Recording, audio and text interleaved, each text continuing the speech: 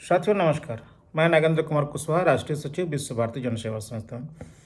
जैसा कि आप सभी सहारा पीड़ितों को ये जानकारी मिल गया होगा कि 9 अगस्त से राजधानी रांची, झारखंड, राजभवन के पास हम लोग 9 अगस्त से एक सत्याग्रह कार्यक्रम का शुरुआत करने जा रहे हैं, जो कार्यक्रम अनिश्चितकालीन होगा। यह कार्यक्रम पैसे मांगने के लिए नहीं, बल्कि सहारा के उन आरोपियों को गिरफ्तारी करवाने के लिए किया जा रहा है जिनका वारंट 1 साल से सीआईडी के द्वारा निर्गत किया गया हुआ है। सीआईडी ने खुद ही जाकर के वारंट जारी करवाया था रांची सत्र न्यायालय से। 2 लोगों की गिरफ्तारी हुई, 7 लोग अभी भी फरार हैं। और झारखंड सरकार ने जो वादा किया था कि सहारा पीड़ितों के लिए एक इंक्वायरी कमीशन का गठन करवाएंगे, और भी कई मुद्दे हैं। उन सबों चीज़ों के लिए अब 2-3 दिनों से मैं देख रहा हूँ कि सहारा के कुछ regional manager, franchisee manager, sector manager type के लोग जो झारखंड के ही हैं, देख रहा हूँ कि ये लोग जो है सोशल मीडिया पर एजेंटों से बायोडाटा मांग रहे हैं कि आपका कितना कमीशन बाकी है और कितना क्या बाकी है वो दीजिए, और सुप्रीम कोर्ट में हम लोगों को डालना है, जिससे कि आप लोगों को कमीशन वगैरह का भुगतान हो जाए। साथियों, आप सबको ये जो मांगा जा रहा है ये केवल भ्रमित करने के लिए और गुमराह करने के लिए मांगा जा रहा है। जब जब हम लोग किसी भी तरह का प्रोटेस्ट सहारा के खिलाफ करते हैं तो इस तरह का कदम ये लोग उठाते हैं, जैसे लगता है कि अब बहुत जल्द आपका कमीशन और आपका बकाया जितना ही भुगतान है वो मिल जाएगा, लेकिन होता कुछ नहीं है। लेकिन आप गुमराह हो जाते हैं, और वही इनकी इच्छा भी होती है किसी भी तरह गुमराह करके प्रोटेस्ट को तोड़ा जाए। साथियों, आप सबको समझना होगा, आप लगातार 2012 से ही गुमराह हो रहे हैं, और गुमराह होने का कारण यही सब है।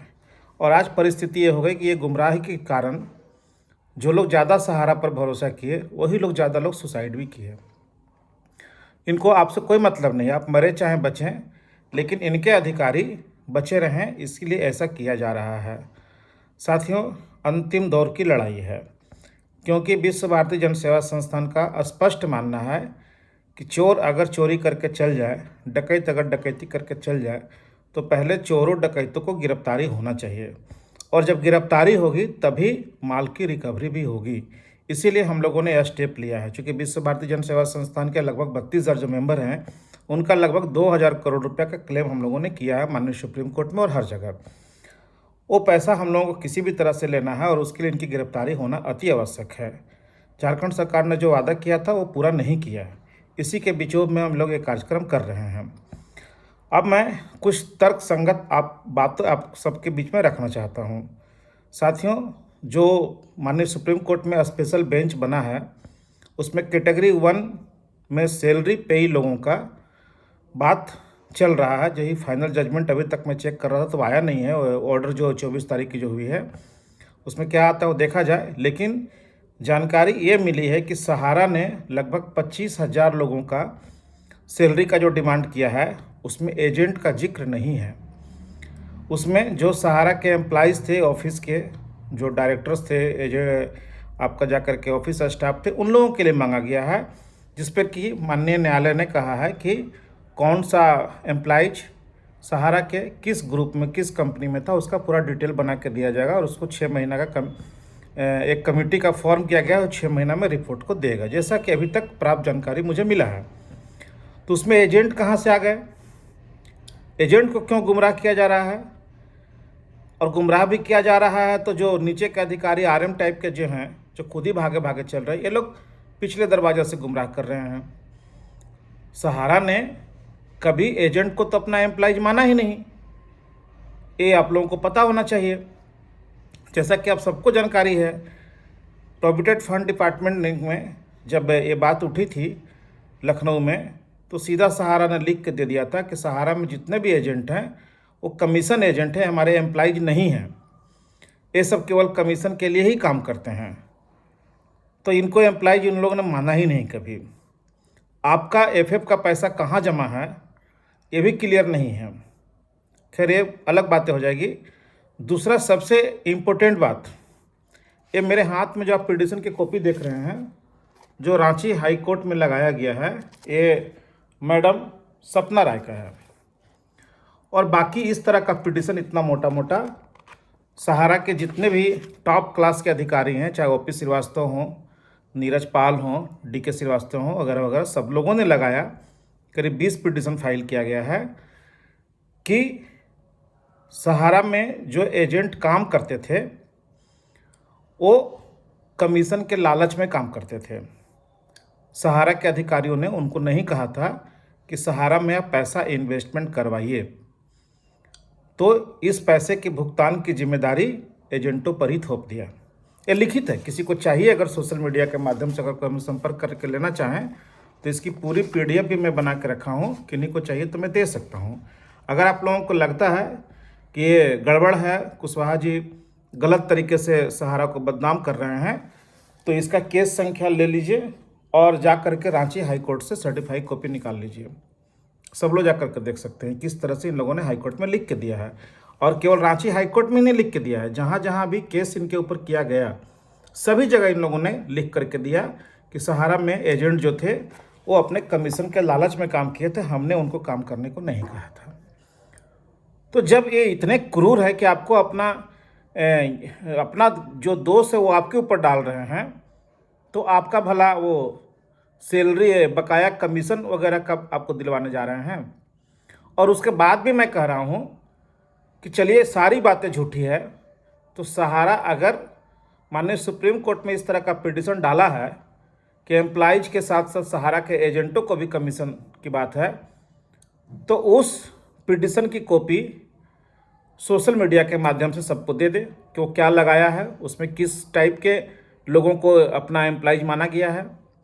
हम लोग कुछ भी पिटीशन लगाते हैं तो सोशल मीडिया पे आ ही जाता है। अगर नहीं दे सकता है तो उसका आईए नंबर दे दे, हम लोग खुद निकाल के आप लोगों के बीच में डाल देंगे कि देख लीजिए क्या लगाया है।